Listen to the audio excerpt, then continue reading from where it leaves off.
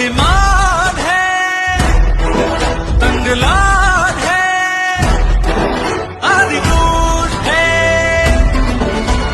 जान है, अभिमान है, तंगलान है, आदिपुरुष है, जान है, अभिमान है, तंगलान। जो समूह आपल्या कुटुंबाशी इमानदार राहू शकत नाही, जो समूह आपल्या कुटुंबाशी इमानदार राहू शकत नाही, तो चळवळीशी इमानदार काय राहणार?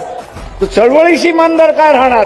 तो विकाऊच राहणार आहे. आणि असे विकाऊ आले तर दोन थोबाडीत लावा आणि त्याला पाठवून द्या, अशी असणारी परिस्थिती.